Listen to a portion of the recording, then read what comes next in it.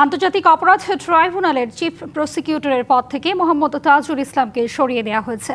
নতুন chief prosecutor হিসেবে দায়িত্বে নিয়োগ পেলেন আইনজীবী মোহাম্মদ আমিনুল ইসলাম। এ বিষয়ে প্রজ্ঞাপন জারি করেছে আইন বিচার ও সংসদ বিষয়ক মন্ত্রণালয়ের আইন ও বিচার বিভাগের সলিসিটর অনুবিভাগ। ট্রাইব্যুনালের বিচার প্রক্রিয়া স্বাভাবিক গতিতে চলবে বলে আশা প্রকাশ করেন বিদায়ী চিফ প্রসিকিউটর। সুপ্রিম কোর্টের আইনজীবী তাজুল ইসলামকে 2024 সালের 5 সেপ্টেম্বর আন্তর্জাতিক অপরাধ ট্রাইব্যুনালের চিফ প্রসিকিউটর হিসেবে নিয়োগ দিয়েছিল তৎকালীন অন্তর্বর্তী সরকার।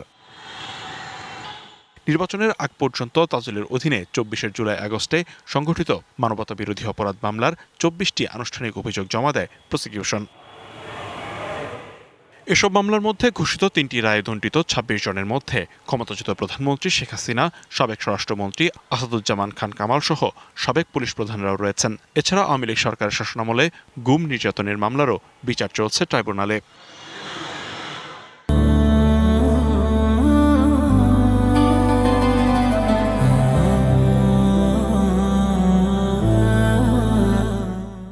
ত্রয়োদশ জাতীয় সংসদ নির্বাচনে বিএনপি নিরঙ্কুশ সংখ্যাগরিষ্ঠতা নিয়ে সরকার গঠনের 6 দিনের মাথায় সোমবার তাজুল ইসলামের নিয়োগ বাতিল করা হয়। নতুন চিফ প্রসিকিউটর হিসেবে নিয়োগ পেয়েছেন আইনজীবী আমিনুল ইসলাম। অ্যাটর্নি জেনারেল সমান পদমর্যাদা, বেতন ভাতা ও অন্যান্য সুযোগ সুবিধা পাবেন তিনি।